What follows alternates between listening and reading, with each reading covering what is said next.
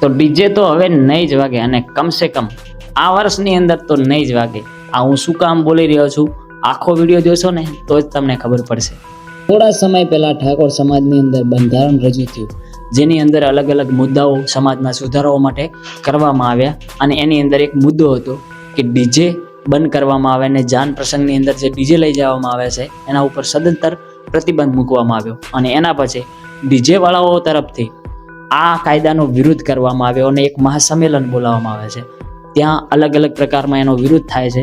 ઘણા એવા વિરોધ પણ કર્યા છે જે ખરેખર ખોટા છે, કારણ કે અમુક જગ્યાએ એવા નિવેદનો પણ આવ્યા છે કે જો ડીજે બંધ થશે તો અમે દારૂ વેચશું, અને આ ખરેખર ખોટું છે. અને એના પછી જ્ઞાનીબેને પણ એમને ઘણા બધા વળતા જવાબ પણ આપ્યા છે. પરંતુ એની પછી ગાંધીનગરની અંદર રાત્રિની અંદર ઠાકોર સમાજનું મહાસંમેલન એ અલ્પેશ ઠાકોર દ્વારા કરવામાં આવે છે. અને ત્યાં ઘણા બધા કલાકારો આવે છે, ઘણા બધા સમાજના અગ્રણીઓ આવે છે, નેતાઓ આવે છે, અને ત્યાં વિક્રમ ઠાકોર પણ આવે છે. તો વિક્રમ ઠાકોર પણ ત્યાં બોલવાની સ્પીચનો જ્યારે વારો આવે છે ત્યારે એક વસ્તુ રજૂ કરે છે કે આ ડીજે ઉપર જે પ્રતિબંધ મૂકવામાં આવ્યો છે એને થોડો હટાવવામાં આવે અથવા તો એની અંદર સુધારો કરવામાં આવે. અને એ ત્યાં એવું પણ બોલે છે કે મને ઘણા બધા કોલ આવે છે ડીજે વાળાના આ રિક્વેસ્ટ કરવા માટે. પણ એક બે એવી વાતો છે જે તમારી સમક્ષ રજૂ કરવા માગું છું હું.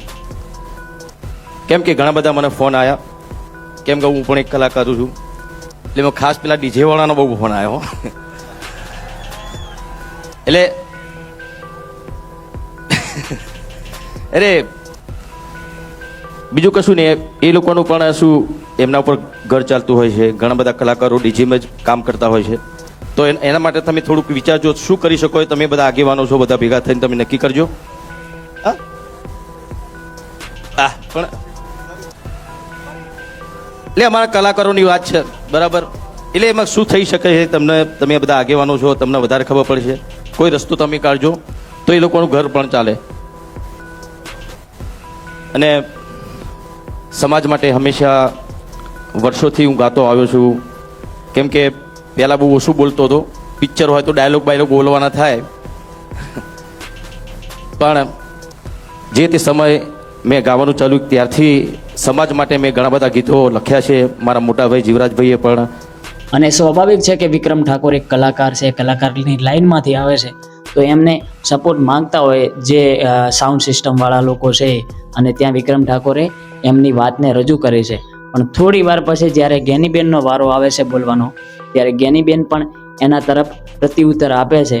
અને એવું કહેવામાં આવે છે કે આ વર્ષની અંદર તો હવે કંઈ થઈ શકે એમ નથી, પણ આવતા વર્ષે જ્યારે સંમેલન ફરીથી મળે ત્યારે એની અંદર કંઈક સુધારા કરવાના થાય તો એ કરી શકાય છે. અને બધી સમાજને પૂછીને કરવામાં આવશે. તો તમે એ પણ વિડીયોની અંદર જોઈ શકો છો. મારી પાસે વિક્રમભાઈએ માગણી મૂકી અને એમને વાત કરી કે બેન આ ડીજે વાળાની એમની માગણી છે, એટલે હવે આ જે બંધારણ એ કોઈ જ્ઞાનીબેને નથી બનાવ્યું, સમગ્ર ઉત્તર ગુજરાતના 3 જિલ્લાઓએ સાથે મળીને બનાવ્યું છે. અને એ દિવસે એવી જાહેરાત કરી છે કે આના 1 વર્ષ પછી 4/1/2027 રોજ જ્યારે એને 1 વર્ષ પૂરું થાય અને એની ઉજવણી થાય એ ટાઈમે ચર્ચામાં મૂકીશું. અને એમાં તમે પણ બધાએ આવજો. ચર્ચાના અંતે જે કાંઈ નિર્ણય લેવાનો થતો હશે એ આવતા વર્ષે થશે. પણ હાલ તો મેં કીધું એમ કે આ બજેટ પસાર થઈ ગયું છે, એટલે હાલ એને કોઈ વિચારણામાં વ્યક્તિગત રીતે લઈ શકાય એવું નથી. જ્યારે સમાજ વિકાસ તરફ જતો હોય, આની અંદર સુધારાઓ થતા હોય, ત્યારે ક્યાંક ને ક્યાંક બલિદાન દેવાના પણ થતા હોય છે. અને કદાચ આ ડીજે વાળી સિસ્ટમ છે એ કદાચ બલિદાનના રૂપમાં પણ લઈ શકે છે. પણ ફરીથી ચાલુ કરવાની આ કોશિશો તમારા માટે કેટલી યોગ્ય છે? શું સમાજનું બંધારણ થયું એ યોગ્ય છે કે પછી ડીજે વાળાની જે માંગણી છે એ યોગ્ય છે? પ્લીઝ કોમેન્ટની અંદર લખજો.